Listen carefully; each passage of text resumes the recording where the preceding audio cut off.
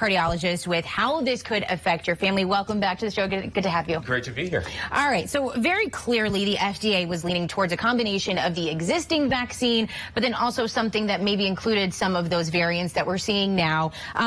Does this mean that we will just have to wait then for that next round? I mean, I have my one booster shot, but I'm waiting to get my second. Yeah.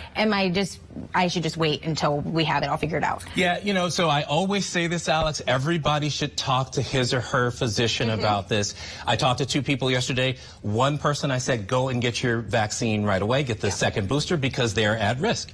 The other person I said, let's wait because we don't know what this new iteration of the booster is going to look like, and you may benefit from the new iteration. So it really does matter what your profile is, your health profile. Talk to your doctor. So obviously we know that this is just going to keep on mutating over these next couple of months until we get to the fall season.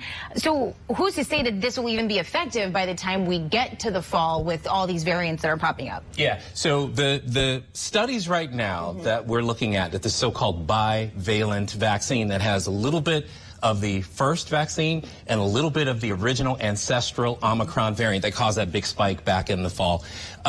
We think that the study, but we know that the study showed that you have effectiveness against the Omicron as well as this BA4 and BA5 that we talked about in the lead. And, you know, it's a really important point to be thinking about this, right? Are we going to have to update the vaccine every single time there's a new variant? Right. As you said, the viruses will mutate. That's what they do. They infect and they mutate. They infect and they mutate. And so I think the advisory committee was very clear in a 19-2 vote. It was pretty overwhelming that they said at least the booster should have an upgrade. We should at least have the original Omicron, the ancestral Omicron, in this bivalent vaccine so that people can enjoy that more protection. So that being said, then, are you thinking that, you know, in the years coming and years moving forward, it's going to be an annual thing, or could this be something that changes every 6 months and we got to get a quick shot, just depending on how fast it mutates? That is on everybody's mind. Fantastic question.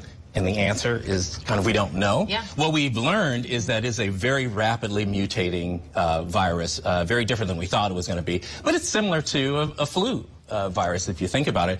The flu virus, you know, for example, will mutate almost yearly.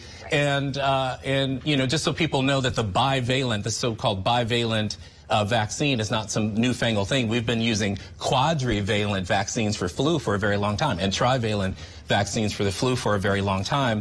I think we're going to have to wait and see. But it is plausible, and scientists are thinking that we may be faced with mutants in the future that are dangerous, that are toxic, that we have to have a response to, that we have to mount some kind of defense against. Right. So we see that both Moderna and Pfizer have new data on vaccines when it comes to fighting the Omicron variants. They say that it increases immune response. So would the original vaccines then be effective if approval and manufacturing is delayed? Because I don't imagine, and maybe you could say that this is wrong, that it's going to happen overnight and all of a sudden we're going to have these vaccines that include some of those subvariants. Yeah. Well, you know, that's a really good point. There's a lot there. So I think what that is a commentary on is this new technology that, remember, in 2020, it was fraught. Like, what are we doing? Right. It turns out that the data is, you know, we started researching SARS viruses back in the original one about 20 years ago.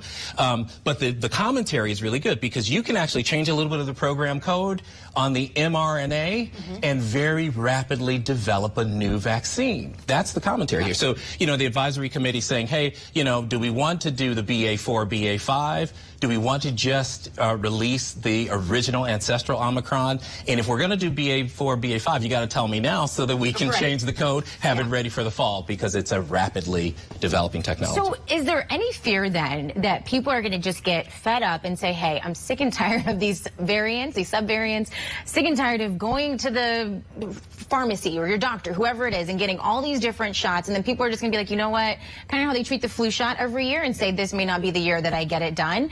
Because I think you have people like myself who I'm lining up every single time, but there's other people who may not want to, maybe a little more inconveniencing, things like that. Is there any fear with just how quickly this... Yeah, no, we're all human. I mean, you don't want to have to keep doing.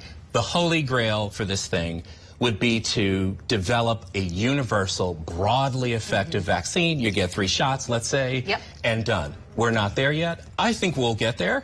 We're not there yet. But in the meantime, don't you know, get sick from coronavirus. Don't get sick from this. And the people who've decided not to get the vaccine, I always tell them, You don't have to get the vaccine if you're going to still wear your mask and protect yourself, because that's that mask. That thing. Yes. So I want to switch gears for this last question that I have for you. Kids. So we know that very young kids are now eligible to get the vaccine. I know a lot of parents cartwheel, flips, all that through the house because they were so excited waiting for this.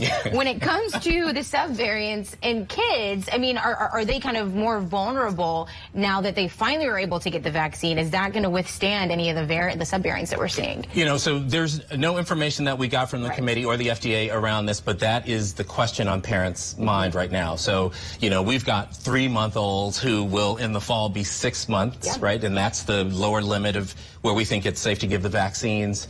The question that you and I will ask, because we're parents, we might say, does my child get the new vaccine, 2 shots of the new vaccine? Because remember, the kids only get the 2-shot series. They're not approved for a booster. Are they going to get the new bivalent vaccine, or do they get the original vaccine? And while that's a conversation, we don't have any guidance on that yet. All right, looking forward to that then. I guess we'll see you in a few more months. Yes. All right, Dr. Dave Montgomery, thank you so much for joining us today. We appreciate it.